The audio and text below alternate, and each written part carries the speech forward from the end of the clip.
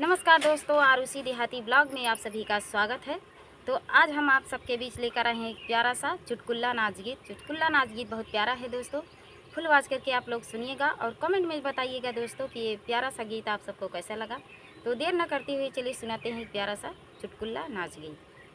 हवाई गए राजाया सड़वा में, बढ़वाई गए राजाया सड़वा में, बुढ़वाई गए राजाया सड़वा में, बुढ़वाई गए राजाया सड़वा में।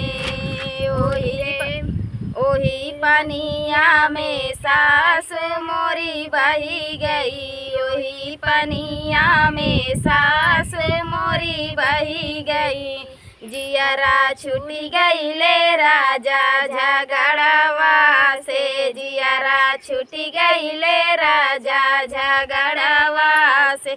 पनिया आई गए राजा या सड़वा में, पनिया आई गए राजा या सड़वा में, बुढ़वा आई गए राजा या सड़वा में, बुढ़वा आई गए राजा या सड़वा में। वही पनिया में जेठान मोरी बही गई, वही पनिया में जेठान मोरी बही गए। जियरा छूटी गई ले राजा या लगवा से, जियरा छूटी गई ले राजा या लगवा से। पनिया आई गए राजा या सड़वा में, बुढ़वा आई गए राजा या सड़वा में, बुढ़वा आई गए राजा या सड़वा में।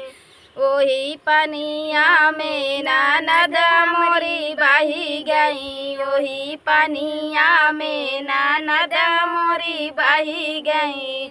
जियरा छूटी गई ले राजा दहेजवा से, जियरा छूटी गई ले राजा दहेजवा से।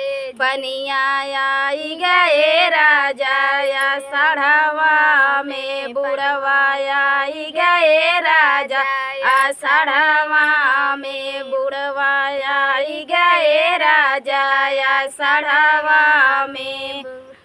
तो ये प्यारा सा चुटकुला नाच गीत आप सबको कैसा लगा दोस्तों, कमेंट में ज़रूर बताना है। तब तक के लिए मिलते हैं अगले वीडियो में। जय श्री राम।